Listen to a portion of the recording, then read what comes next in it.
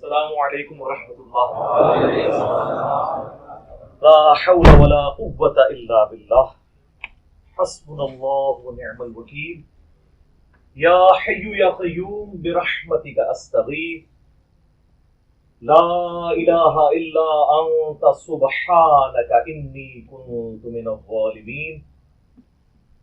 اللہم صلی علی محمد وعلی آل محمد واصحاب محمد اجمعین الی یوم الدین. آمین. صلو علی الحبیب. اللہم صلی علی محمد وعلی آل محمد. آج اب باقاعدہ آپ کے سوال جواب والا سلسلہ شروع کرتے ہیں. قابیل نے جو حابیل کو قتل کیا، یہ بات سننے میں آئی ہے کہ رہتی دنیا میں جو بھی قتل ہوگا اس کا گناہ قابیل کے ہوگا. کیا یہ درست ہے؟ اچھا، اور وہ آگے کہتے ہیں جی یہ تو چونکہ اس نے پہلی سنت جاری کی تھی تو اعتراض لوگ کرتے ہیں کہ اس نے ترغیب تو نہیں دلائی باقی قتل کی. اس میں پہلے بھی ایک ویڈیو ریکارڈ کرا چکا ہوں جس کا ٹاپک تھا، غامدی صاحب کے ایک اسٹوڈنٹ نے بھی اس طرح کا اعتراض کیا تھا، تو میں نے اس میں قرآن پاک سے کئی جگہ سے آیات پیش کی تھی کہ جو لوگ گناہ کرتے ہیں نا وہ اپنا بوجھ تو اٹھائیں گے اور اپنے فالوورز کا بھی اٹھائیں گے. وہ کہتے ہیں وہ تو ٹھیک ہے، لیکن قابیل نے آج کے کسی قاتل کو تو نہیں ابھارا قتل کے لیے. تو چونکہ دین کا سورس قرآن اور سنت دونوں ہیں تو سنت میں یہ چیز آئی ہے، صحیح بخاری اور مسلم دونوں میں حدیث ہے کہ جس نے کوئی برا طریقہ ایجاد کیا نا اس پر اس کا وبال ہوگا، اور جتنے لوگ اس پہ عمل کریں گے اس کا وبال بھی اس پہ ہوگا، کیونکہ وہ پائنیئر ہے. ایک تو صحیح مسلم ہے نا جس نے اچھا طریقہ جاری کیا وہ بھی ہے، ایک متفق علیہ حدیث بھی ہے. چونکہ قابیل، یہ جو حدیث ہے نا یہ بخاری مسلم دونوں میں ہے کہ جب بھی کوئی ابن آدم قتل ہوتا ہے تو اس قتل کا وبال قابیل پر بھی جاتا ہے، چونکہ وہ پائنیئر ہے اس قتل کا. دیکھیں نا کسی حد تک جسٹیفائی بھی ہے. ایک پیغمبر کا بیٹا ہے، اس کے پاس اس وقت تک ابھی تک کفر بھی نہیں پھیلا ہوا دنیا میں، اس کے باوجود وہ پیغمبر کی موجودگی میں اتنی بڑی ایکٹیویٹی پرفارم کرے، جبکہ اس کا بھائی اسے یہ کہے بھی کہ تو نے اگر مجھے قتل کرنے کی کوشش کی، سورۃ المائدہ میں آتا ہے میں اپنا ہاتھ تیری طرف نہیں بڑھاؤں گا تجھے مارنے کے لیے، میں چاہتا ہوں کہ تو اس گناہ کا بوجھ خود ہی اٹھا. تو یہ چیز بالکل واضح ثبوت ہے کہ اس نے جو ایکٹیویٹی پرفارم کی وہ بہت بڑے لیول کی تھی. اب یہ اللہ کا اصول ہے، اس کو ہم چیلنج نہیں کرتے. اللہ کی صفت عدل کوئی اس سے چیلنج نہیں ہوتی. کل کو آپ یہ کہیں گے کہ ایک شخص 60 سال دنیا میں شرک کرتا ہے اور قرآن یہ کہتا ہے کہ وہ ہمیشہ کے لیے جہنم میں جائے گا، ہونا تو چاہیے کہ آخرت میں صرف 60 سال کے لیے جہنم میں جائے. یہی کہیں گے نا آپ لاجیکلی، 60 سال کے بدلے 60 سال. 60 سال کی سزا اتنی بڑی اس لیے کہ سر جرم بہت بڑا ہے. ڈینائل آف گاڈ تو ہونا ہی نہیں چاہیے تھا. کائنات کی ایک ایک چیز پکار کے کہتی ہے کہ میرا کوئی کریٹر ہے، اور جس طرح اللہ اس دور کے اندر دا گاڈ ارائزز ہوا ہے آج سے پہلے تو کسی نے سوچا بھی نہیں تھا. اس پہ میری کئی ایک ویڈیوز ہیں، اس لیے یہ جرم بھی بہت بڑا ہے. اسی طریقے سے قتل نہ حق بھی بہت بڑا جرم ہے. حتیٰ کہ ابو داؤد میں حدیث ہے کہ اللہ نے یا تو شرک معاف نہیں کرنا یا قتل نہ حق معاف نہیں کرنا. ذہن میں رکھیے گا، وہ اللہ کا حق ہے، یہ انسانیت کا حق ہے. انسانیت دو چیزوں پہ چل رہی ہے، احترام جان اور احترام مال. اگر احترام جان احترام مال نہیں ہوگا تو معاشرہ چلے گا نہیں. اسی لیے قرآن میں گناہوں کے اگینسٹ، زیادتی کے اگینسٹ کہا گیا مخالفین کو معاف کرو، لیکن قتل کے بارے میں فرمایا وَلَكُمْ فِي الْقِصَاصِ حَيَاةٌ يَا أُولِي الْأَلْبَابِ. قتل کے بدلے میں، دوسرے کو قتل کرنے میں پوری انسانیت کی زندگی چھپی ہے اے عقل مندو. یعنی قاتل کو معاف نہ کرو، دیت لے کے مت چھوڑو، اگرچہ یہ جائز ہے. انکریج اس کو کیا گیا قتل کے بدلے قتل، جو سورۃ المائدہ میں ہے، جس نے ایک جان کو بچایا گویا پوری انسانیت کو بچا لیا، اور جس نے ایک جان کو قتل کیا گویا پوری انسانیت ہی اس نے قتل کر دی نا. ہمارا ایک دوست کنسٹرکشن میں لیبر سپلائی کرتے ہیں، بعض اوقات ٹھیکہ حاصل کرنے کے لیے، ٹھیکے کی پیمنٹ حاصل کرنے کے لیے مجبوراً کہا جاتا ہے کہ وہ کچھ دیں. بالکل یہ ہے، ہمیں تو پتہ ہے. دوست اس لین دین میں پہل نہیں کرتے، دل میں برا جانتے ہیں، صدقہ بھی کرتے ہیں. دیکھیں اپنی مجبوری کی خاطر اگر کوئی شخص کسی کو رشوت دیتا ہے اپنے جائز کام کے لیے جو اس کے بغیر ممکن نہ ہو، ایون یہاں تو بعض اوقات میٹر لگوانے کے لیے بھی رشوت دینی پڑ جاتی ہے. آپ لوگوں کو تو یاد نہیں، جب ہم لوگ میٹرک میں تھے اس وقت تو آپ کو ڈومیسائل بنوانا، شناختی کارڈ بنوانے کے لیے بھی ٹائم پہ رشوت چاہیے ہوتی تھی. یہ تو نادرہ کی وجہ سے بڑی آسانی ہو گئی ہے. پہلے تو یہ مشکل ترین کام ہوتے تھے. چھوٹا موٹا کام عدلیہ کا، جوڈیشری کا نکل آئے عذاب پڑ جاتا تھا. تو جائز کام کے لیے اگر آپ رشوت دیتے ہیں تو اس کا وبال لینے والے پر ہے، دینے والے پر نہیں ہے، کیونکہ وہ مجبوراً دے رہا ہے. لیکن اس کو اپنے دل میں اسے برا سمجھنا ہے. جو صحیح مسلم کی حدیث ہے، برائی ہو سکے تو ہاتھ سے روکو، ہاتھ سے نہیں تو زبان سے. اگر زبان سے بھی نہیں روک سکتے، کم از کم دل میں برا جانو. لیکن ذالک اضعف الایمان، یہ سب سے کمزور درجہ ہے. لیکن یہ تو اس صورت میں ہے نا کہ جب آپ اس کے بغیر کام چلا سکتے ہوں. لیکن جہاں پہ کام آپ چلا ہی نہیں سکتے، آپ کی بیسک نیڈ ہے گھر میں میٹر لگوانا یا کوئی کنسٹرکشن کا ٹھیکیدار ہے، وہاں پہ وہ جو گورنمنٹ کے بل کلیئر کروانے کے بعد ظاہر ہے اس بندے نے اتنی اپنی انویسٹمنٹ کیا، اب اس نے بل تو واپس لینے ہیں، تو وہ جو بل کلیئر کروانے والے ہیں وہ یہ سب کچھ کرتے ہیں. اور یہ گورنمنٹ کے سارے اداروں میں ہوتا ہے. ایون فوج جو کہ اتنا آرگنائز ادارہ ہے، اس کے اندر بھی ہمارے کئی جاننے والے ہیں جو بتاتے ہیں ہمارے بل ادھر بھی اسی طریقے سے کلیئر ہوتے ہیں. تو باقی اداروں کو تو آپ چھوڑ دیں، اللہ ان کو ہدایت دے. مر کے یہ ان کو پتہ چل جائے گا انہوں نے اپنے پیٹ میں دوزخ کی آگ بھری ہے، ان کو اندازہ نہیں کہ یہ کیا کر رہے ہیں. اللہم لا تجعلنا منہم اللہم اجرنا من النار. حنفی حضرات کا کہنا ہے کہ وضو کے بعد جسم سے پانی کے قطرے اگر مسجد میں گر جائیں تو گناہ ہوتا ہے. بالکل جھوٹی بات ہے جی، کوئی گناہ نہیں ہوتا. اور وہ جو گناہ کا دھلنا ہے نا، بخاری مسلم میں جو آیا ہے کہ چہرے کے گناہ دھل جاتے ہیں چہرہ دھونے سے، یہ ٹینجیبل نہیں ہے، یہ روحانی مسئلہ ہے. اب جب وہ شخص بے وضو ہوتا ہے، کیا وہ پلید ہوتا ہے؟ نہیں. لیکن نماز پڑھنے کے اعتبار سے وہ ناپاک ہے جب تک وضو کر نہ لے. ویسے وہ پاک ہے، اور ویسے تو جنبی بھی پاک ہے. بخاری مسلم دونوں میں حدیث ہے، حضرت ابو ہریرہ کہتے ہیں کہ میں ایک دفعہ گھر سے نکلا، نبی علیہ السلام بھی گزر رہے تھے، میں آپ کے ساتھ ہو گیا، آپ مجھ سے گفتگو فرمانا شروع ہو گئے. مجھے اچانک یاد آیا کہ میں تو بے غسلہ ہوں. میں حضور مجھ سے باتیں کر رہے ہیں اور میں آہستہ آہستہ پیچھے ہوا، کھسک گیا، غسل کر کے واپس آیا. حضور نے کہا تو کدھر پیچھے سے نکل گیا تھا؟ کہ یا رسول اللہ میں ناپاک تھا. آپ نے فرمایا مومن تو کبھی ناپاک ہی نہیں ہوتا. یہ حکمی نجاست ہے. بخاری مسلم میں آیا کہ میں حیض سے ہوتی تھی اور نبی علیہ السلام اپنا سر مبارک میری گود میں رکھ کر قرآن پڑھ رہے ہوتے تھے. صحیح مسلم میں حدیث ہے، نبی علیہ السلام اعتکاف میں تھے، بسترا مانگا، اما عائشہ کہتی ہیں یا رسول اللہ میں حیض سے ہوں. آپ نے میں حیض تیرے ہاتھوں میں گھس گیا. یہ حکمی نجاست ہے. حقیقی نجاست صرف وہی خون ہے. اور وضو والا معاملہ تو وہاں تو ہے ہی ساری کی ساری حکمی نجاست ہے. لہذا یہ جو وضو کا پانی ٹپک رہا ہوتا ہے یہ ناپاک نہیں ہوتا، اور نہ اس میں گناہ دھلتے ہوئے کسی کو نظر آتے ہیں، جو حضرت تقی عثمانی صاحب نے فرمایا تھا، جن کے میں ٹخنوں کے بھی برابر نہیں ہوں. کہانیاں صحابہ کرام کو عذاب قبر نہ نظر آئے. بخاری مسلم میں نبی علیہ السلام جس راستے سے گزرے اور آپ کو دکھا دیا گیا. اور مسلم کے الفاظ ہیں، میں نے خواہش کی کہ میں اللہ سے دعا کروں تمہیں بھی دکھا دے، پھر مجھے خدشہ ہوا کہ تم اپنے مردوں کو دفنانا چھوڑ دو گے. وہ بریلوی کہتے ہیں جی حضور کا خچر بدک گیا تھا. جس نبی کے بیٹھنے سے خچر کو علم غیب ہو جائے اس نبی کو علم غیب نہیں ہوگا. جی نبی کو علم غیب ہے جب اللہ بتاتا ہے. خچر کو اس لیے ہوا کہ خچر کے بارے میں صحیح بخاری میں حدیث ہے کہ عذاب قبر کو جنوں انس کے علاوہ، انسانوں اور جنوں کے علاوہ ہر مخلوق سنتی ہے. اگر یہ سنے تو بے ہوش ہو جائیں. تو اگر آپ نے اپنے بزرگوں کو عذاب قبر دکھانا ہے تو انہیں کیا بنانا پڑے گا؟ جانور. دو چار والی بات ہے. اور اگلی بات، جانور تو عذاب قبر دیکھ لیں، بزرگ نہ دیکھیں، تو افضل کون ہوا؟ جانور. پورا ٹوٹل دین ہوتا جی. ہاں انگریز دا کیمرہ دوروں ویک سکتا ہے، ولی نہیں ویک سکتا. اور چھڑ دو کیمرے نو، تسی تے انگریز تو افضل ہو نا. کیمرہ بڑھا کیوں نہیں لیا کسی بزرگ نے؟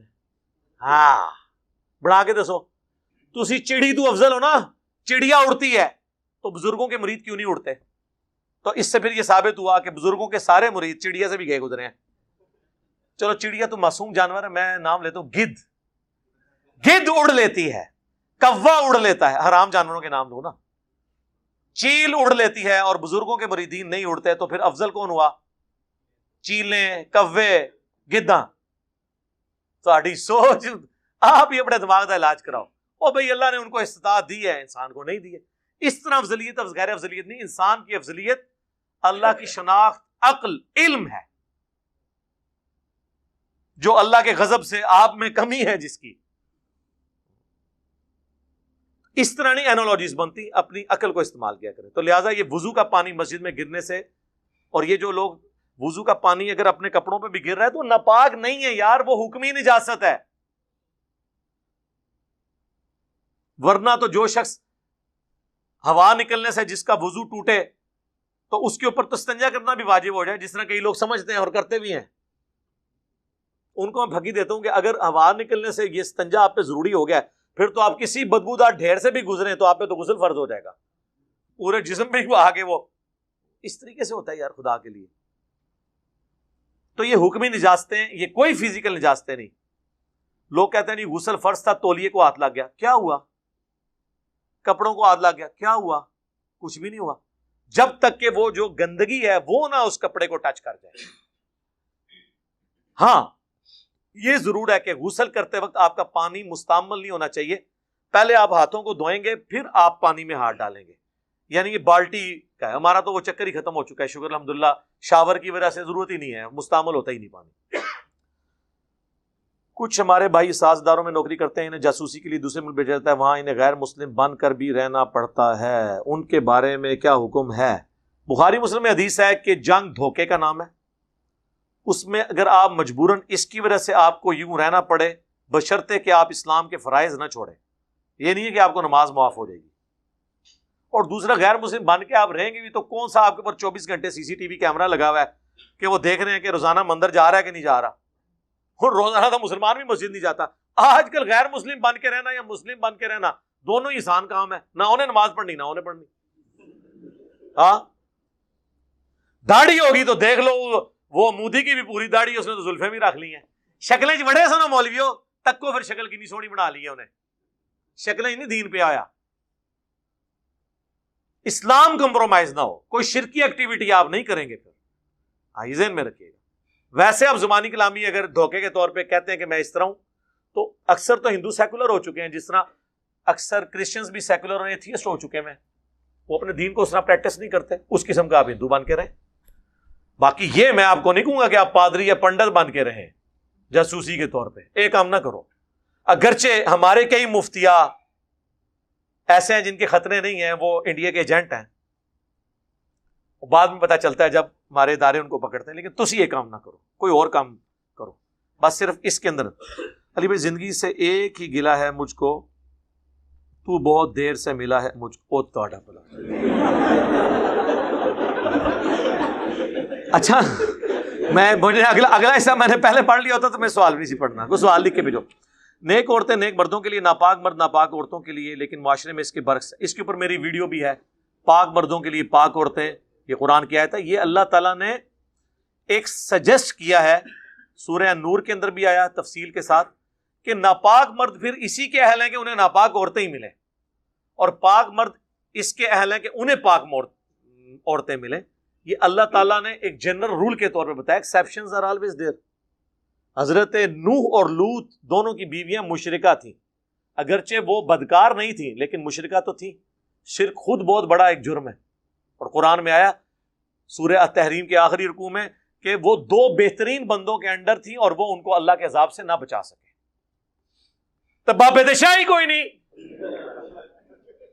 جب نوح اور لوط علیہم السلام اپنی بیویوں کو نہیں بچا سکے، تو یہ نہیں ہے کہ کسی کو اگر بری عورت مل جائے تو اس کا مطلب ہے کہ وہ خود برا ہے.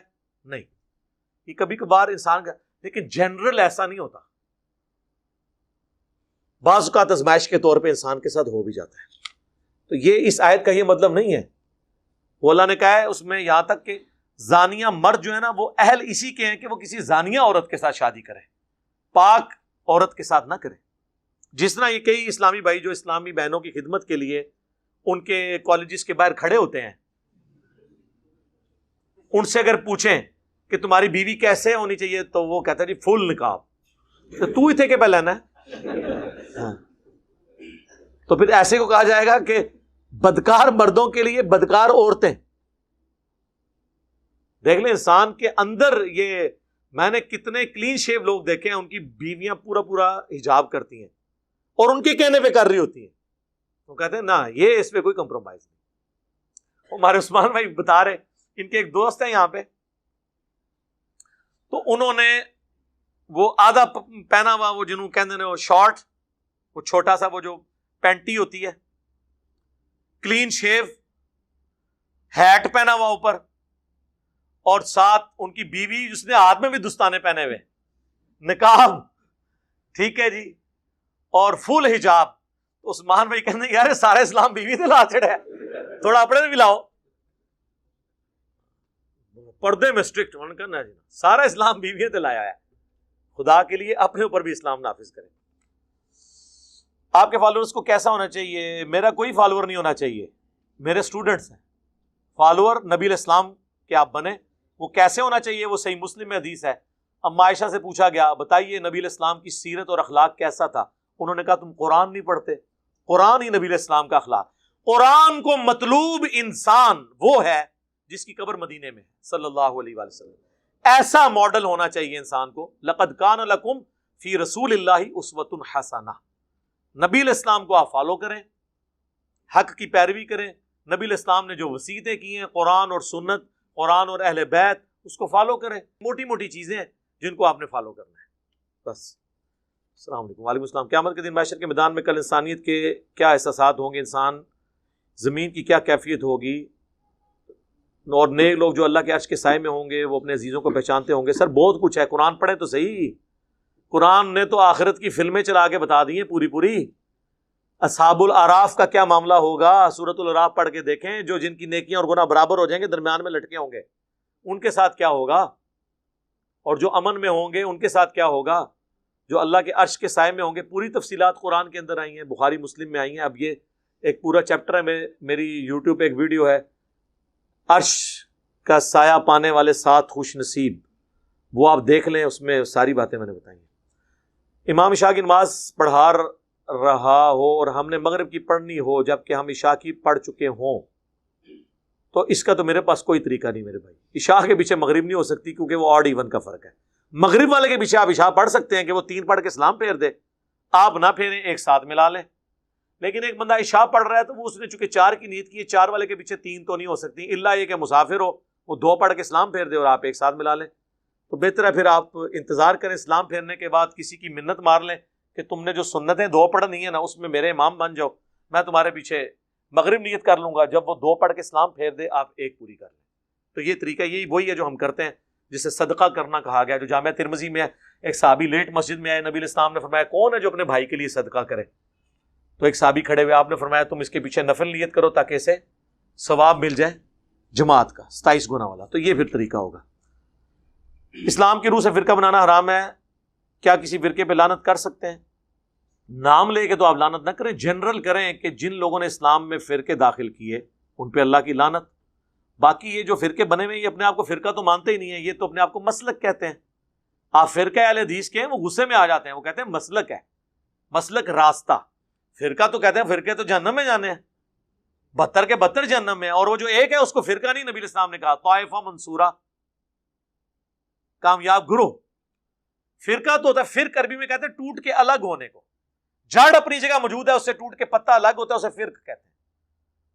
تو کوئی اپنے آپ کو فرقہ نہیں مانتا. اسی لیے میں کہتا ہوں کہ قادیانی فرقہ ہیں، یہ اسلام سے ٹوٹ کے الگ ہو گئے.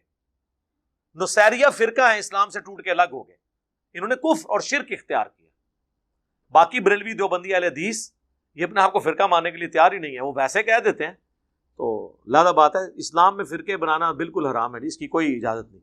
وَاعْتَصِمُوا بِحَبْلِ اللَّهِ جَمِيعًا وَلَا تَفَرَّقُوا. اللہ کی رسی قرآن کو مضبوطی سے پکڑ لو اور فرقہ میں مت پڑو. اور ان الذین فرقوا دینہم وکانوا شیعا، بے شک جنہوں نے دین میں فرقے بنائے اور اپنے آپ کو گروہوں میں بانٹ لیا، اے نبی تمہارا ان سے کوئی تعلق نہیں، ان کا معاملہ اللہ کے سپرد، پھر اللہ قیامت والے دن انہیں بتا دے گا جو کچھ وہ دنیا میں کرتوت کیا کرتے تھے.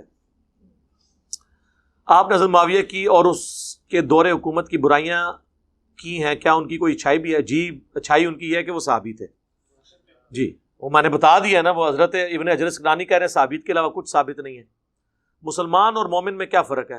ہو وہ پیر نصیر الدین صاحب کہتے تھے جو اللہ کو مانے وہ مسلمان ہے، اور جو اللہ کی مانے وہ مومن ہے. بالکل. قالت الاعراب آمنا، یہ پینڈو بادیہ نشین آرابی کہتے ہیں نبی ہم ایمان لائے ہیں. فرماؤ تم ایمان نہیں لے کر آئے، تم کہو ہم اسلام لے کر آئے ہیں. ایمان تو ابھی تمہارے دلوں میں داخل نہیں ہوا. اسلام یہ کوئی اللہ رسول آخرت کو مان لے اور دین پہ عمل کرنا شروع کر دے. آہستہ آہستہ جب استقامت ہوگی اور وہ ہر چیز میں اللہ کو ٹاپ پرائورٹی مانے گا، پھر ہم منہ سے کہیں گے مومن. آج کی ڈیٹ میں ہم کسی کو مومن نہیں کہتے سوائے صحابہ اور اہل بیت کے، کیونکہ ان کے ایمان کی گارنٹی اللہ نے دی ہے. حسن ظن رکھتے ہیں. باقی عموماً آپ مومن لفظ ہو تو شیعہ اپنے سارے جو کمیونٹی کو مومن ہی کہتے ہیں. وہ اس لیے نہیں کہ وہ ہمیں منافق سمجھ رہے ہوتے ہیں، اس لیے وہ کہتے ہیں یہ ٹرم یوز کرنی چاہیے. مسلم مومن دونوں ٹرم یوز ہو سکتی ہیں، لیکن اگر آپ وہ والی اصطلاح لیں گے جو قرآن و سنت کی ہے تو سر وہ تو پھر آپ سورہ حجرات کا آخری حصہ پڑھ لیں کہ اللہ نے بتایا پھر مومن کون ہوتا ہے جس میں یہ کوالٹیز پائی جائیں. ہم جو ہے نا وہ دعائی کر اگر آپ حق بات کرتے ہیں تو پھر کیا آپ کے خلاف کیوں ہے؟ کوئی اور سوال کرو یار. اس کا جواب یہ ہے کہ تسی کر کے دیکھ لو. جدو تانوں ہار پوایا نا انہوں نے.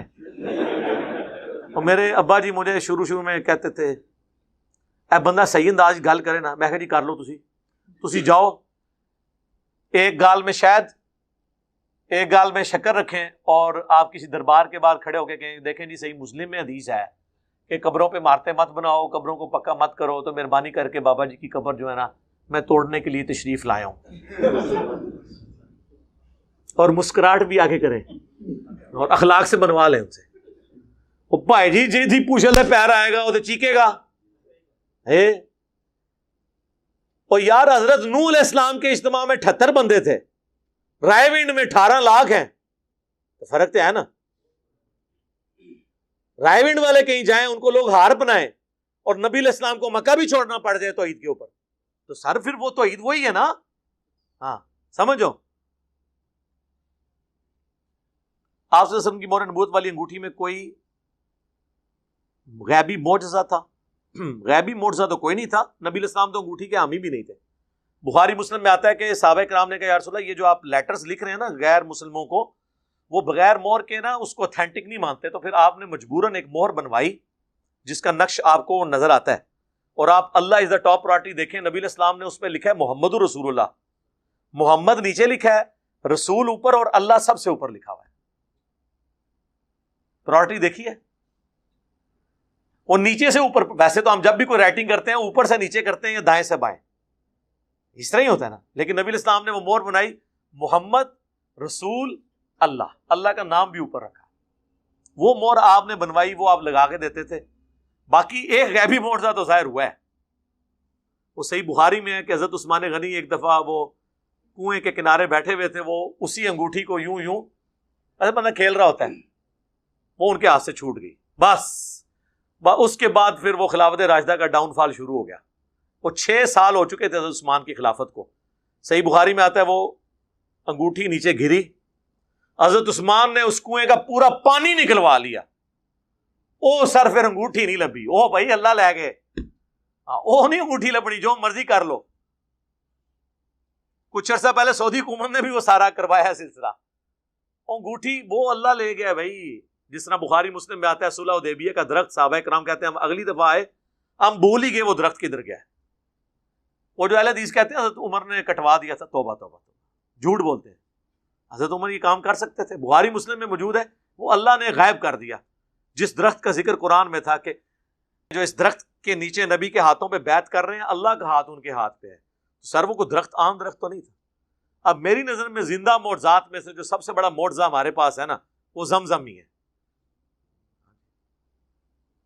تو یعنی جو آپ فزیکلی دیکھنا چاہتے ہیں، ویسے تو نبی علیہ السلام کا ایک ہی معجزہ ہے جو قیامت تک کے لیے قرآن. ٹھیک ہے جی. باقی زمزم کے بارے میں بھی جو عقیدت لوگوں کی وابستہ ہے نا وہ بڑا عجیب و غریب واقعات بناتے ہیں. اس طرح نہیں ہے. پچھلے دنوں سعودی حکومت نے باقاعدہ وہ زمزم کے اوپر ٹیمز بلائی تھی کہ اس میں کنٹامینیٹڈ واٹر گٹر کا شامل ہو گیا تھا اور لوگ بیمار ہو رہے تھے. اب یہ آپ کسی کو بتا دیں کہ زمزم پی کے وہ ہوتے کہتے ہیں زمزم میں زہر بھی پا دے ہوتے وہ ٹھیک ہو جائے گا. تو کر لو، کر کے دیکھ لو، کر لو، چیک کر لینے. اولیاء اکرام پر اور علماء اکرام پہ چیک کرواتے ہیں. گل کرنے لی کرو. وہ زمزم مکے میں تو پانی زمزم تھا, وہاں تو لوگ ٹوائلٹ بھی اسی پانی کو لے کے جاتے تھے. یہاں کسی کو کہ میں نے زمزم سے استنجا کیا ہے, وہ تو پہنچا دے گا پھر. ہاں, اپنی جنت بھی پکی کرے گا, پہلے تو جنت بھیجے گا, پھر خود بھی پیچھے آ جائے گا. لوگوں کی عقل ہی کام نہیں کرتی ہے. تھنک آؤٹ آف باکس کرے. شیعہ میں سے کافی لوگوں کا کہنا ہے کہ حضرت امام حسن علیہ السلام کے جنازے پر تیر چلائے گئے. جی چلائے گئے تھے, اس سے بڑی باتیں ہوئی ہیں, تو اس میں سے نکالنا کیا آپ نے؟ نکالنا وہ بنو امیہ دشمن تھے ظاہر ہے. یعنی وہ حضرت حسن ابن علی نے خواہش ظاہر کی تھی کہ میں نے روضہ شریف میں دفن ہونا ہے. اما عائشہ نے اجازت بھی دے دی, سیدہ عائشہ نے اجازت دے دی تھی, لیکن بنو امیہ چونکہ حکمران تھی, مروان بن حکم مدینے کا گورنر تھا حضرت معاویہ کی طرف سے, انہوں نے کہا یہ تو حسن کو اگر یہاں پہ دفنایا گیا تو یہ تو پھر بنو ہاشم کو پرائورٹی مل جائے گی اس حوالے سے. اس نے کہا میں نے نہیں دفنانے دینا. ایون حضرت حسین کو جنازہ بھی نہیں پڑھانے دیا گیا. حضرت حسین نے کہا ٹھیک ہے, حکمرانوں کا یہ ٹائٹل ہے, وہ پڑھائیں جنازہ, کیا فرق پڑتا ہے. حضرت حسن ان کے نہ تو جنازہ پڑھانے کے محتاج ہیں اور نہ روضہ شریف میں ساتھ دفن ہونے کے محتاج ہیں. وہ دفن ہونے سے پہلے ہی ان کو جنتی نوجوانوں کا سردار بتا دیا گیا ہے. جامعہ ترمذی میں حدیث موجود ہے, ٹھیک ہے. اور ان سے جو صحابہ کی عقیدت تھی, صحیح بخاری میں ہے کہ ایک دفعہ حضرت حسن بچپن میں حضرت علی کی طرف, یعنی وہ کھیل رہے تھے, تو حضرت ابو بکر نے ان کو اٹھایا اور کہا اللہ کی قسم تم علی کے ہم شکل نہیں ہو, رسول اللہ کے ہم شکل ہو. ہاں جی, لیکن یہ دیکھ لیں یہی حسن جب فوت ہوتا ہے اور امیر شام کیا کہتے ہیں, وہ ابو داؤد 4131, مقدام تمہیں پتہ ہے حسن ابن علی فوت ہو گئے, تو انہوں نے کہا انا للہ و انا الیہ راجعون. ابو داؤد تو لے کے آئے کہ قال فلان نے کہا, امام بن حنبل نے کہا کہ معاویہ نے کہا حسن کے مرنے کو تم مصیبت سمجھ رہے ہو. ہائے ہائے, عام بندے کے مرنے پہ پڑا جاتا ہے. انہوں نے کہا کہ معاویہ تیری اس بات نے مجھے انتہائی تکلیف دی ہے, میں اس وقت تک یہاں سے نہیں اٹھوں گا جب تک کہ میں تجھے ایسی باتیں نہ سناؤں جسے سن کے تجھے غصہ آئے, اور اگر میں جھوٹ بولوں تو کہہ دینا میں جھوٹا ہوں, اور اگر میں سچ کہہ رہا ہوں تو میری تصدیق کر دینا. اور ایک پاس چمچا بیٹھا ہوا کہتا ہے حسن تو ایک آگ کا انگارہ تھا جسے اللہ نے بجھا دیا. یعنی وہ ہر ٹائم ان کے سر پہ لٹکی ہوئی تلوار تھی کہ ان کے ساتھ ٹریٹی کی ہے اور پوری کرنی پڑے گی. حسن فوت ہو گیا, انہوں نے اپنی مرضی کری اور پھر کی تھی بھی اپنی مرضی. پھر حضرت مقدام نے وہاں پہ پھر کلمہ حق بلند کیا. انہوں نے کہا بتا ہاں رسول اللہ نے کیا مردوں کے لیے ریشم کو منع نہیں کیا, سونا منع نہیں کیا, چیتوں کی اور درندوں کی کھال پہننے سے ان کو بچھا کے ان پہ بیٹھنا یہ تکبر کی علامت نہیں ہے. ان کا معاویہ تینوں کام تیرے گھر میں ہوتے ہیں. انہوں نے آگے سے نہیں کہا کہ تو جھوٹ بول رہا ہے یا تو نے انجینئر کی ویڈیوز دیکھی ہیں میرے خلاف ہو گیا. ان کا مقدام کو مال دو, مقدام کو انہوں نے مال دیا, انہوں نے ادھر ہی غریبوں میں تقسیم کر دیا. یہ لوگ مال کے لالچی تو نہیں تھے یار. علی کے ماننے والے تو پھر آپ کو پتہ ہے زہد میں ہوتے ہیں. علی بھائی اگر کوئی آپ کے نام پر فیس بک پیج یا یوٹیوب بنانا چاہتا ہے تو اجازت میں نے دی ہوئی ہے, صرف ویڈیو اشتہار نہیں چلانے اور کسی حرام چیز کا اشتہار ڈسپلے نہ ہو, امیجز آئیں گے, ہم نے اجازت دی ہوئی ہے. شیعہ فرقہ میں سے کچھ رافضیوں کا ماننا ہے کہ جو شخص 12 اماموں سے ایک کا بھی انکار کرے وہ جہنمی ہے, وہ جاہل ہے. عقیدہ امامت پہ میرا یہ ویڈیو ریکارڈ موجود ہے, یہ تو خود اصول الکافی میں لکھا ہے. جو عقیدہ امامت کو نہیں مانتا نا وہ اللہ کی رحمت سے وہ بھی جنت میں چلا جائے گا, یہ بنیادی چیز نہیں ہے. اور دوسری بات, یہ امامت کو لے کے بیٹھے ہوئے ہیں میرے بھائی. میں نے تو یہ بات کی ہے کہ نبی علیہ السلام کے بعد قرآن ہی ہمارا امام ہے. باقی صحابہ تابعین تبع تابعین کے اقوال سے ہم روشنی حاصل کرتے ہیں. یہ نہیں ہونا کہ اب اللہ اور بندے کا کوئی رشتہ ہے.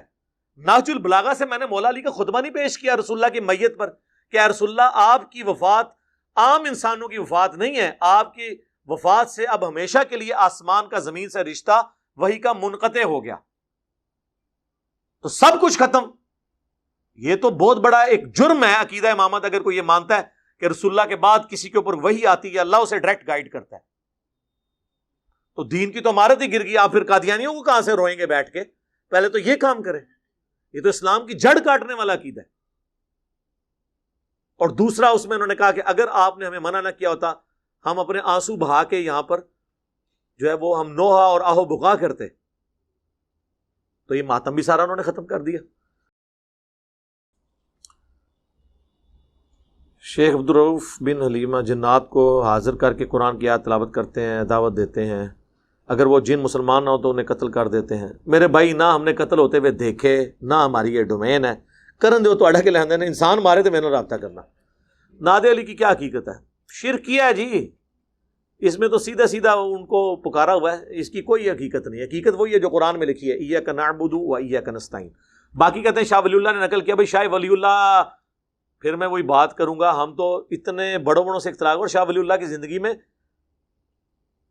شکر کریں میری زمانہ بریلویت کی ویڈیوز موجود نہیں ہیں, ورنہ لوگوں نے کہا تھے علی بھائی بھی نادے علی پڑھتے رہنا ہے. ویسے میں کہتے پڑھا نہیں ہے, نماز غوثیہ پڑھی ہوئی ہے ایک بار, اللہ معافی دے منو, اس زمانے, تو وہ پرانے زمانے کی باتیں ہیں. بعد میں انہوں نے توبہ کیا ہے. حجت اللہ البالغہ کے مقدمے میں انہوں نے لکھا ہے کہ میں نے جب قرآن اور بخاری مسلم پڑھی تو یہ اور دین تھا, اور میں جس دین پہ ہوں, ان کے ابا جی نے تو انہیں دربار سے مانگا ہوا ہے شاہ ولی اللہ کو, قطب الدین بختیار کاکی کے مزار پہ جا کے, نام بھی ولی اللہ رکھا ہے, لیکن پھر گمراہ ہو گیا. ہاں ان کی نظر میں وہ اس لیے کہ انہوں نے جب قرآن بخاری مسلم پڑھی تو انہوں نے کہا یہ تو دین ہی اور ہے. کہتے میں اتنی ٹینشن میں آیا, میری آنکھ لگی تو میں نے خواب میں دیکھا کہ حسین ابن علی آئے, انہوں نے مجھے ایک قلم دیا ہے. شکر ہے کہ اٹھنے کے بعد وہ قلم ان کے سرانے نہیں سی پیا ہوا, یہ اگر جوڑ لیندے نا, وہ خواب میں ہی تھا. وہ کہتے ہیں یہ مجھے اشارہ ملا کہ انہوں نے کہا کہ جس طرح حق کے لیے میں نے اکیلے نے آواز بلند کی ہے نا, تو بھی اپنے قلم کے ذریعے آواز بلند کر. پھر انہوں نے لکھی حجت اللہ البالغہ, اس میں تو انہوں نے چھوڑا ہی کچھ نہیں, تقلید کے پرخچے اڑائے انہوں نے, اماموں کے اقوال نقل کیے کہ قرآن و سنت کو ماننا ہے. بخاری مسلم سے انہوں نے کہا جو بغض رکھتا ہے وہ بدعتی ہے, اہل سنت سے خارج ہے, اس کی ساری احادیث متصل الاسناد صحیح ہیں. یہ ساری باتیں جو آج ہم کرتے ہیں یہ ان کی بعد کی باتیں ہیں, لہذا پرانی باتیں ان کی ختم ہے. ویسے تو میری والدہ نے بھی جب میں پیدا ہونے والا تھا تو انہوں نے خواب میں دیکھا کہ یہ جو بڑی ماں ہے پنڈی والے بزرگ, انہوں نے آگے ایک بچہ دیتا ہے. اللہ نہ کرے آندہ کوئی بابا میرے ورگا بچہ کسی ماں نو دے کے جائے. ہاں میں بھی بزرگاں دا فیض ہے, ہاں میرے نال دھیان نال, اس سے کیا فرق پڑتا ہے. علی بھائی آپ سے یہ پوچھنا تھا کہ کیا قبر پر جا کر السلام علیکم یا اللہ کہنا چاہیے؟ کہنا چاہیے, سنت ہے.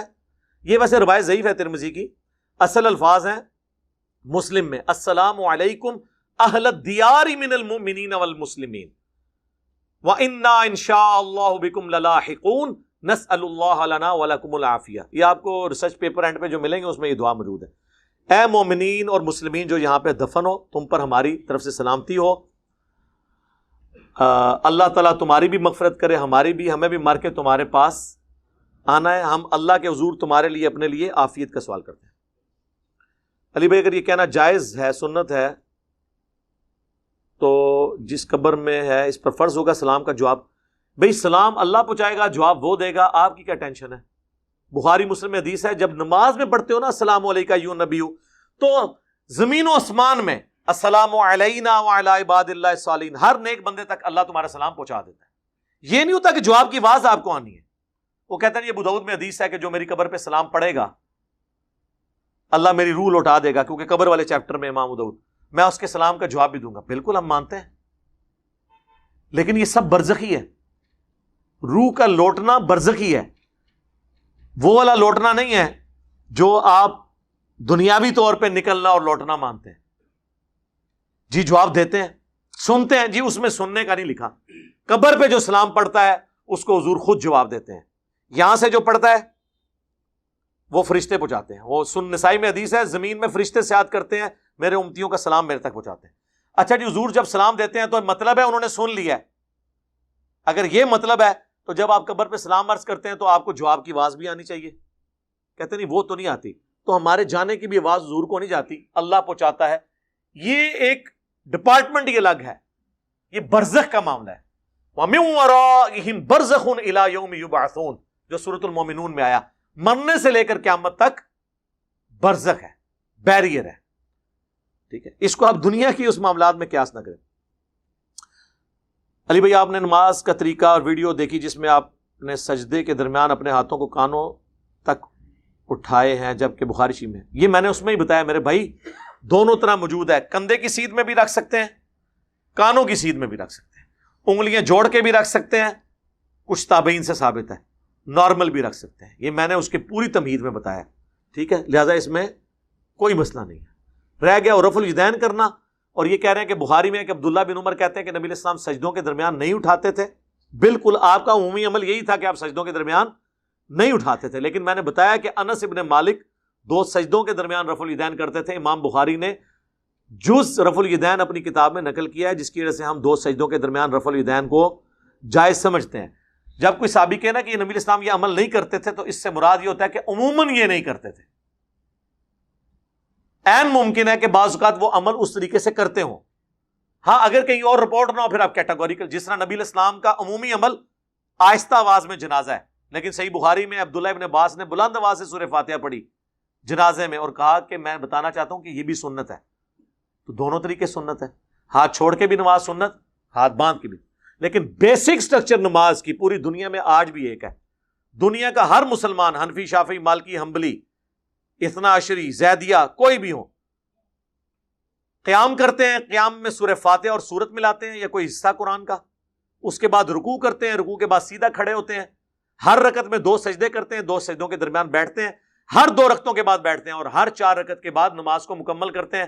وہ چاہے ایسے کر کے کریں، ایسے کر کے کریں، وہ خروج بالسنعی ہی ہے، نماز سے الگ ہونا، بیسک سٹرکچر ایک ہے۔ اسی وجہ سے آپ ایک دوسرے کے پیچھے نماز پڑھ سکتے ہیں، ورنہ اگر حنفیوں کے رکوع کا وقت آئے اور اس وقت شوافے کے سجدے کا وقت آ جائے تو ایک دوسرے کے پیچھے نماز ہی نہ پڑھ سکیں، شیعہ کے سجدے کا وقت آئے اور ہمارے رکوع کا وقت آ جائے تو ہم ایک دوسرے کے پیچھے نماز نہیں پڑھ سکتے۔ تو ڈاکٹر اسرار صاحب کہتے ہیں میں جامعہ الازہر مصر میں تھا تو وہاں مجھے حکمت سمجھ آئی، کہتے ہیں میں نے چھت پہ کھڑے ہو کے دیکھا، وہاں تو سارے فقہوں کے لوگ ایک ہی جگہ ہے نا، ویسے مینجمنٹ تو حنفیوں کے پاس ہے لیکن سارے اپنے اپنے طریقے سے نماز پڑھتے ہیں۔ کہتے ہیں میں نے چھت سے جب ان کو نماز پڑھتے ہوئے دیکھا تو مجھے اس دن حکمت سمجھ آئی کہ کوئی رفع دین کر رہا ہے، کوئی نہیں کر رہا، کسی نے ہاتھ باندھے ہیں، کسی نے چھوڑے ہوئے ہیں، لیکن سارے ایک امام کے پیچھے ہیں۔ تو میرے اس وقت یہ بات کلک ہوئی کہ ایک کے پیچھے اس لیے ہے کہ نماز کا طریقہ ایک ہی ہے۔ یہ اہمی لوگوں نے ڈھکوسلا، بھائی رفع الیدین کرنا نہ کرنا اس سے اوور آل طریقے میں فرق نہیں پڑتا، ہم اسے سنت سمجھتے ہیں، اس کے بغیر ہم ایک رکعت بھی نہیں پڑھتے، لیکن بیسک سٹرکچر مولانا اسحاق نے بڑی پیاری سمجھائی تھی کہ ایک بندہ ہے جس کے اعضاء سلامت ہیں اور ایک بندہ ہے جس کا ہاتھ ٹوٹا ہوا ہے، لیکن اس کو بھی بندہ ہی مانا جائے گا۔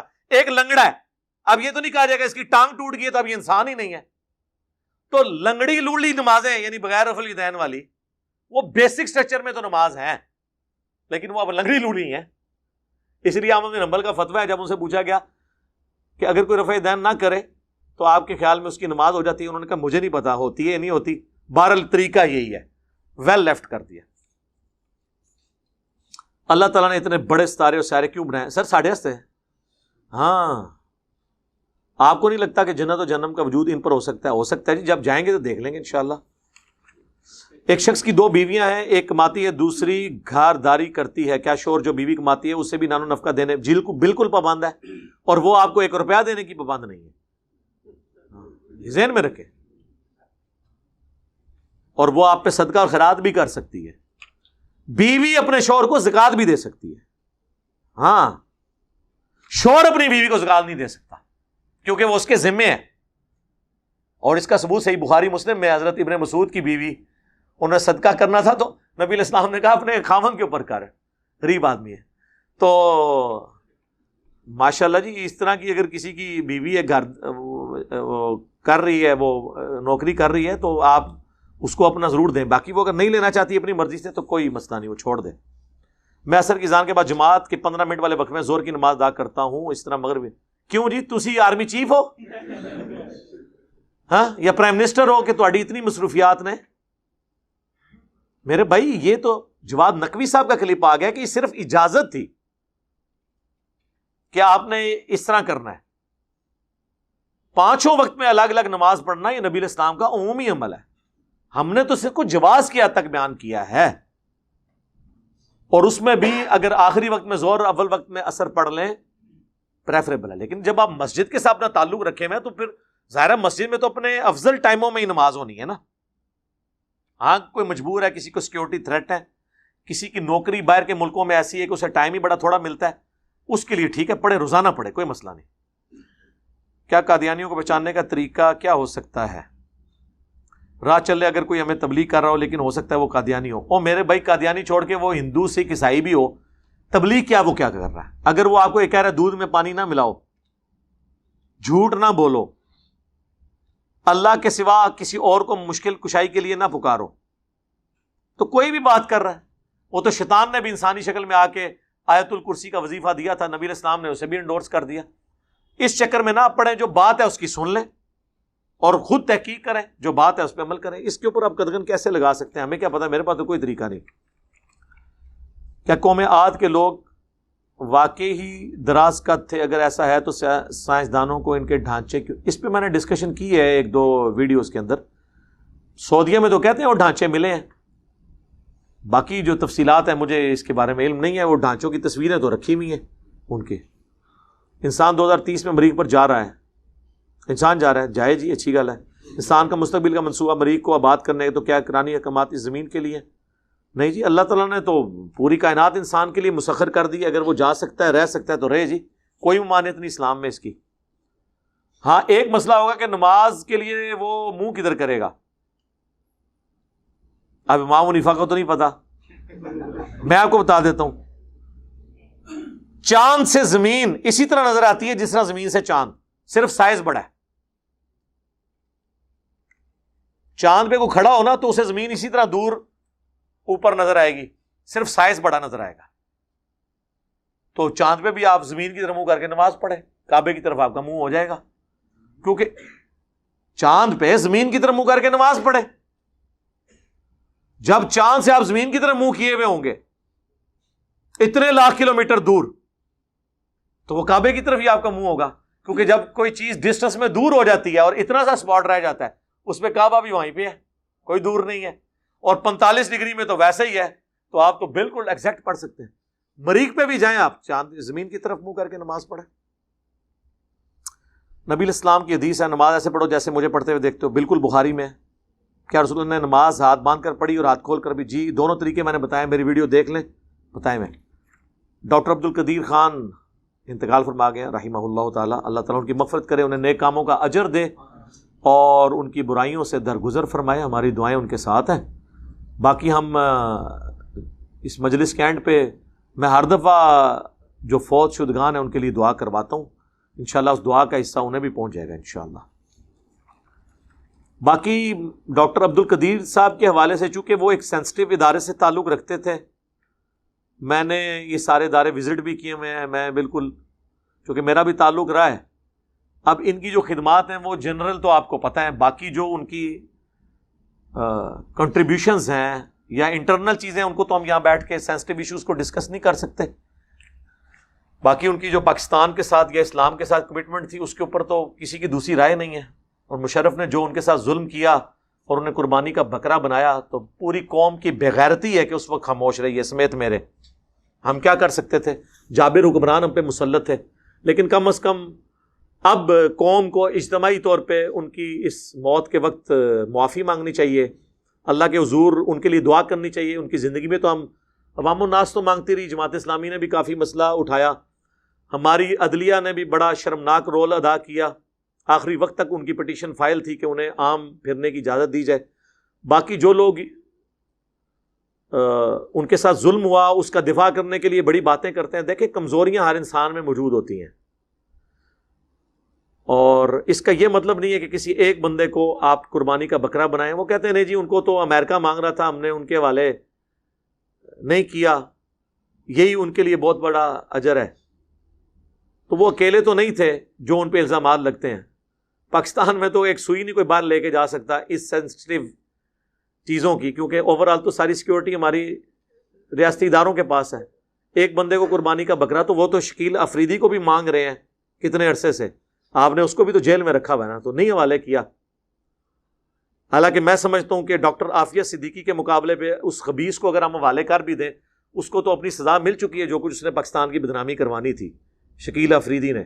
وہ جو ڈاکٹر تھا وہ اسامہ بن لادن کا اس نے جو پوری کی تھی، وہ دیں مردود ہمارے کس کام کے، ان کے حوالے کریں غدار کو، اس کے بدلے میں ہم اپنی اس بہن کو یہاں واپس لیں، کر لیں ادلا بدلہ۔ لیکن ہمارے حکمرانوں کی، نہ پچھلے حکمرانوں کی جرت تھی کہ وہ بات کریں نہ اس حکمران کی جرت ہے کہ یہ سامنے بیٹھ کے یہ بات کریں. ہاں ادھر تقریریں لوگوں سے کروا لیں جتنی مرضی, یہاں وہ باتیں کریں گے. تو اس طریقے سے ڈاکٹر عبد القدیر صاحب کے ساتھ بھی میں سمجھتا ہوں کہ اس قوم نے جس طرح اپنے سارے محسنین کے ساتھ یہ کرتے رہی ہے, محمد علی جناح سے لے کے آج تک ان کے ساتھ بھی کوئی اچھا سلوک نہیں تھا. عوام الناس ان کے لیے دعا کرتی تھی. باقی ان میں بشری کمزوریاں موجود تھیں, وہ میرے پاس فرسٹ ہینڈ نالج ہے, لیکن وہ تو پاکستان میں اکثر ایلیٹ کلاس کے اندر اس طرح کی کمزوریاں موجود ہوتی ہیں.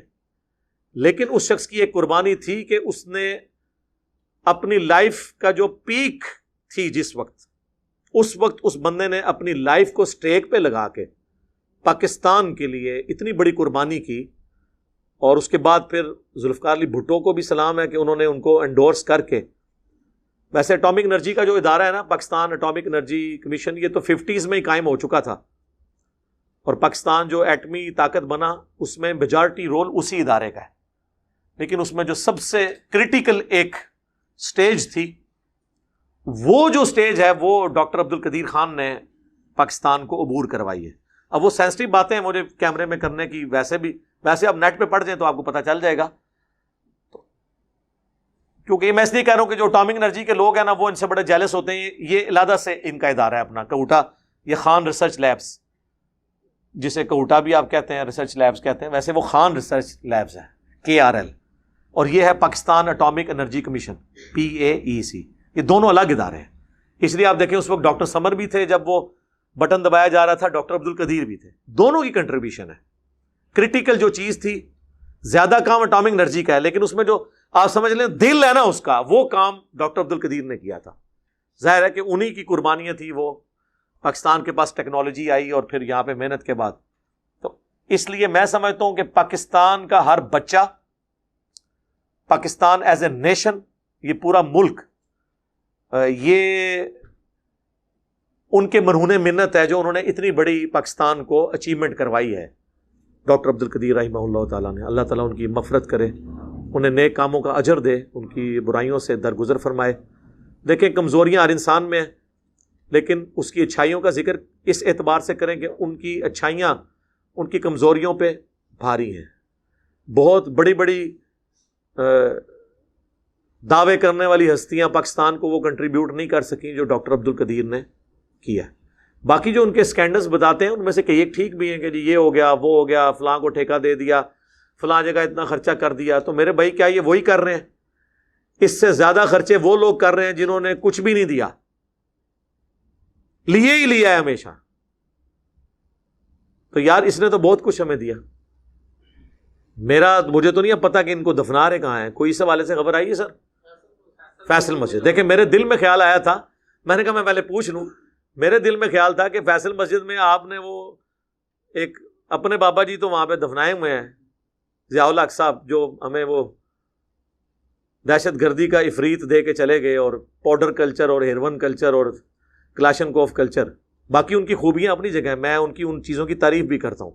پاکستانی فوج میں جو مذہب کا ایلیمنٹ غالب ہے, یہ سارا انہی کو کنٹریبیوشن جاتی ہے, لیکن ان کے ساتھ کمزوری ہوئی تو یہ تو زیادہ اہل ہے. اب یہ نہ ہو کہ ان بابا جی کے ساتھ دفن کر دیں ان کو, لادا دفن کریں اور مزار نہ بنائیں. بھائی مزار سے بنانے کی ضرورت نہیں. وہاں قبر کا یہ فائدہ ہے کہ جتنے شادی شدہ نئے جوڑے ہیں وہ فیصل مسجد کی زیارت کے لیے جاتے ہیں, تو پورا پاکستان آلموسٹ وہاں جاتا ہے, باہر سے بھی لوگ آتے ہیں. تو جب بھی وہاں سے کوئی گزرے گا ان کے لیے دعا کرے گا.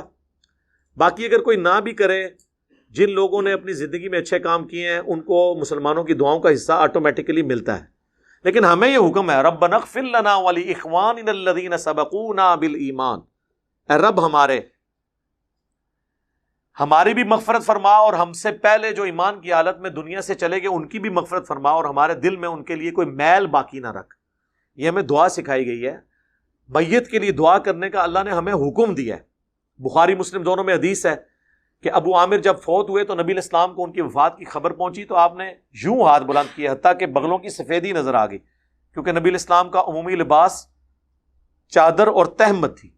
اور آپ نے ہاتھ اٹھا کے کہا اللہ ابو عامر کو بخش دیے, اور اسے قیامت والے دن اپنی کثیر مخلوق پر فضیلت عطا فرمائی. یہ آپ کی دعا تھی. ابو داؤد ترمذی میں تو میت کی دعا تو ہے نا, اللہم اغفر لحینا و میتنا, یہ ساری دعائیں موجود ہیں. تو میرا خیال ہے یہ ساری دعائیں ہمیں ان کے حق میں کرنی چاہیے. اور ہماری دعاؤں میں ان کو حصہ آٹومیٹکلی پہنچ رہے ہیں. السلام علینا وعلی عباد اللہ الصالحین کے تحت جو بخاری مسلم میں آتا ہے, زمین و آسمان میں ہر نیک بندے تک سلام پہنچ جائے گا. بہرحال وہ اسلام کے ساتھ ان کی عقیدت تھی. آخری وقت میں تو ظاہر ہے وہ بڑے مایوس ہوئے ہیں جو کچھ اس قوم نے ان کے ساتھ کیا. بہرحال قوم نے دیا بھی بہت کچھ ان کو, لیکن اس سے زیادہ کے حقدار تھے. جس تکلیف سے انہیں, جس کرب سے ان آخری 20 سالوں میں آلموسٹ 9/11 کے بعد آپ کہہ لیں گزرنا پڑا ہے, تو وہ اپنی جگہ. باقی ہے کہ میرا خیال ہے prime minister, army chief, at least ان دونوں کو تو جنازے میں خود شامل ہونا چاہیے اسلام آباد کے اندر ایک گڈ جیسچر کے طور پہ, اور اس خبر کو بڑھا چڑھا کر پیش کرنا چاہیے. کوئی کسی سے ڈرنے کی ضرورت نہیں ہے. ہمیں فخر ہے. میں کہتا ہوں جی محمد علی جناح اور ڈاکٹر اقبال کے بعد اگر کوئی تیسرا بندہ ہے نا جس پہ پوری پاکستانی قوم متفق ہے, تو تیسرا نام جو ہے نا وہ ڈاکٹر عبد القدیر کا ہے. اگر کوئی کہتا ہے ان سے کوئی بھاری پرسنالٹی ہے جس کو سارے ہی پسند کرتے ہوں, سارے فرقوں کے, سارے پولیٹیکل جماعتیں, ایون وہ لوگ جنہوں نے ان کو یہاں تک پہنچایا, وہ بھی صرف کمزوری اپنی آقاؤں کے آگے شو کرتے ہیں, ادروائز وہ بھی ان سے محبت کرتے ہیں. اور وہ نظر بند تھے اپنے گھر میں, یہ نہیں تھا کہ انہیں جیل میں پھینکا ہوا تھا, لیکن پھر بھی یار یہ کہنا آسان ہے. آپ کو دنیا کی ہر فیسلٹی دے کے ایک جگہ بٹھا دیا جائے نا اپنے گھر کے اندر بھی, تب بھی انسان کی ایک نیچر ہے, وہ نہیں رہ سکتا. اس کا بھی دل کرتا ہے وہ باہر نکلے. نظر بندی ہوتی ہے. لوگ تو بڑے آسانی سے کہہ دیتے ہیں جی گھر کے اندر نظر بند ہے. گھر کے اندر کتنی دیر آپ رہ سکتے ہیں؟ باہر تو نکلنا ہی پڑتا ہے کبھی نہ کبھی. آپ نہ نکلیں 1 سال کے لیے, جناب آپ ذہنی مریض بن جائیں. چاہے آپ کو دنیا کی ہر فیسلٹی ہو, آپ پوری دنیا کی خبریں آپ کے پاس آ رہی ہوں, انٹرنیٹ آپ کے پاس ہو, سب کچھ ہو, گھر میں رہنا ہی انسان کی اللہ نے نیچر ایسی بنائی ہے کہ اس کو باہر نکلنا پڑتا ہے. ہمیں پتہ نہیں چلتا. ہم دن میں ایک دفعہ, یہ کورونا کے دنوں میں جب لاک ڈاؤن ہوا تھا, کیا حالت ہوئی تھی ہماری. سب سے زیادہ طلاقیں اور میاں بیوی کی لڑائیاں ان دنوں میں ہوئی ہیں, کیونکہ میاں بیوی کو اتنی دیر کٹھے رہنے کی کبھی عادت ہی نہیں تھی. اور اس سے بڑی بات جو بچے کرتے ہیں میاں بیوی کے ساتھ, بچے تو آپ کو پتا ہے ان کی تو بیٹریاں ڈسچارج ہی نہیں ہوتی. یہ تو میں تو کہتا ہوں اسکول والے بچوں کو پڑھائے نا, صرف جو 6-7 گھنٹے اسکول میں رکھ لیتے ہیں نا, اس کی بھی فیس لے لینا نا, تو ان کی مہربانی ہے. میرا تو اپنا تجربہ یہ ہے, باقی لوگوں کا نہیں پتا. مجھے تو اب اسکولوں کی اتنی قدر آئی ہے. اور آپ کے لیے خوشخبری ہے, یہ پرائم منسٹر صاحب کی طرف سے, گورنمنٹ کی طرف سے اناؤنسمنٹ ہو چکی ہے, اس منڈے سے ریگولر کلاسیں شروع ہو رہی ہیں. اور آپ کو پتہ نہیں ہے اس کے جو برے اثرات ہوئے ہیں ایز اے نیشن ہمارے اوپر, ہمارے بچوں کے اوپر, اور کتنے لوگوں کا روزگار فارغ ہو گیا, کتنے ٹیچرز فارغ ہوئے ہیں. اور یہ جو گاڑیوں کے وینوں والا چکر تھا وہ تو بیچارے بے روزگار ہو گئے. ہفتے میں جب 2 دن اسکول جانا ہے تو لوگ پھر اپنے خود ہی موٹر بائک پہ جا کے چھوڑ آتے ہیں کہ یار ہم ان کو اب فیس دیں گے. اور وہ بھی الٹرنیٹو ڈیز کی وجہ سے. گاڑی والے تو بیچارے کہتے تھے ہم پورے پیسے لیں گے کیونکہ ہمیں تو روزانہ اسکول جانا پڑتا ہے. آپ کہتے ہیں 2 دن, وہ تو اگلے 2 دن وہ دوسرے بچوں کو لے کے جا رہے ہوتے ہیں, ان کا تو روزانہ چکر لگتا ہے. ان کی روزگار فارغ ہوئی. اور جب یہ روڈوں پہ لوگ آگے خود چھوڑنے والے, روڈوں پہ ایکسیڈنٹ, ٹریفک بلاک, اور ٹریفک بلاک کے بعد جب بندہ گھر پہنچتا ہے تو جا کے سیدھا بیوی سے لڑتا ہے. یہ نیچرل چیز ہے. مینٹل ماڈلز ہمارے بدل گئے. ہمارے بچوں کی تعلیم کا بیڑا غرق ہو گیا اس کورونا کے اس پورے ایپیسوڈ کی وجہ سے. اس غریب نیشن کے پاس ایک ہی ذریعہ تھا غربت کے سرکل سے باہر نکلنے کا, پاورٹی سرکل کے باہر نکلنے کا. ہم لوگ بھی لوور مڈل کلاس سے اوپر آئے ہیں صرف اپنی تعلیم کی وجہ سے. وہ بھی انہوں نے ہم سے چھین لیا اس پورے سسٹم کی وجہ سے, اور ہائپ کریٹ کر کے. اب شکر ہے وہ یہ بتا رہے ہیں ہمارے بلال بھائی, چونکہ اس مہم کا حصہ ہیں گورنمنٹ کی طرف سے, یہ بتا رہے ہیں کہ اب 5 سال تک وہ کہہ رہے ہیں دوبارہ ویکسین کی ضرورت نہیں. 5 سال بعد انہوں نے ویسے ہی بھول جانا ہے. ہاں, کیونکہ اس سے خطرناک انفلوئنزا ہے جسے آپ نزلہ زکام کہتے ہیں, جو ہماری قومی بیماری ہے. اس کی ویکسین تو آج تک اللہ کے فضل سے ہمیں کسی گورنمنٹ نے نہیں لگوائی, نہ ہم نے خود لگائی ہے. اس کے ساتھ بھی ہم ایگزسٹ کر رہے ہیں. آج بھی دنیا میں نمبر 1 کلر ملیریا ہے, اس کے بعد یہ ہے. کورونا کا تو بہت نیچے نمبر آتا ہے, لیکن یہ ایک چل رہا تھا, چلیں ہم بھی اس سسٹم کا حصہ بنے ہیں. تو یہ اب یہ پورے معاملات جو اس طریقے سے مس ہینڈل ہوئے ہیں, تو گھر کے اندر رہنا بہت بڑی آزمائش ہے. تو یہ میں ڈاکٹر عبد القدیر صاحب سے بات شروع ہوئی تھی, ان کو اس تکلیف سے گزرنا پڑا. اللہ تعالیٰ ہمیں بھی ایز اے قوم معاف کرے جو ہم نے ان کے ساتھ سلوک کیا, اور اس کی وجہ سے جو انہوں نے تکلیفیں اٹھائیں اس صبر پہ انہیں اجر دے اور وہ اجر ان کی غلطیوں کا کفارہ بن جائے. اللہم انی اسألک بانک انت اللہ لا الہ الا انت الاحد الصمد الذی لم یلد ولم یولد ولم یکن له کفوا احد وإلہکم الہ واحد لا الہ الا هو الرحمن الرحیم الف لام میم اللہ لا الہ الا هو الحی القیوم. اللہم صلی علی محمد وعلی آل محمد. ربنا آتنا فی الدنیا حسنہ وفی الآخرۃ حسنۃ وقنا عذاب النار. اللہم احسن عاقبتنا فی الامور کلہا واجرنا من خزی الدنیا وعذاب الآخرہ. ربنا هب لنا من ازواجنا وذریاتنا قرۃ اعین وجعلنا للمتقین اماما. اے اللہ ہماری، ہمارے ماں باپ کی، ہمارے بھی بچوں کی، پوری امت کی تمام دینی دنیاوی جسمانی روحانی ظاہری باطنی پریشانیاں تکلیف مصیبتیں دکھ درد بیماریاں دشواریاں دور فرما، اور جن جن بھلائیوں کا سوال تیرے محبوب علیہ السلام نے تجھ سے کیا ان تمام کے حق میں ان بھلائیوں کو قبول فرما، اور جن جن چیزوں کے شر سے تیرے محبوب صلی اللہ علیہ وآلہ وسلم نے تیری پناہ طلب کی ان تمام لوگوں کو ان چیزوں کے شر سے اپنی پناہ عطا فرما. اے اللہ ڈاکٹر عبد القدیر صاحب رحمہ اللہ تعالیٰ کو بخش دے اور قیامت والے دن انہیں کثیر مخلوق پر فضیلت عطا فرما. بحیثیت انسان جو ان سے برائیاں ہوئیں اے اللہ ان سے درگزر فرما، اور اے اللہ جو ان کو تکلیفیں اس قوم سے اٹھانی پڑی اس پہ اس قوم کو بھی معاف فرما، اور اس کے اگینسٹ جو انہوں نے صبر کیا اس صبر پہ انہیں اجر عظیم عطا فرما. اے اللہ ہمارے ملک پاکستان کی خیر فرما، اسے اندرونی اور بیرونی خطرات سے محفوظ فرما، پورے عالم اسلام کی خیر فرما. اے اللہ چائنا میں، کشمیر میں، فلسطین میں، افغانستان میں، عراق میں، شام میں جہاں کہیں بھی مسلمان مصیبت پریشانی میں ہیں اے اللہ غیب سے ان کی مدد فرما. حاضرین کے دلوں میں جو جو نیک اور جائز دعائیں ہیں قبول فرما. حاضرین کے جو چھوٹے بڑے رشتہ دار فوت ہو چکے ان کی مغفرت فرما. اللہم اغفر لحینا ومیتنا وشاہدنا وغائبنا وصغیرنا وکبیرنا وذکرنا وانثانا. اللہم من احییتہ منا فاحیہ علی الاسلام ومن توفیتہ منا فتوفہ علی الایمان. سبحان ربک رب العزت عما یصفون وسلام علی المرسلین والحمد للہ رب العالمین وصلی اللہ علی النبی الکریم وعلی آلہ واصحابہ اجمعین الی یوم الدین. آمین.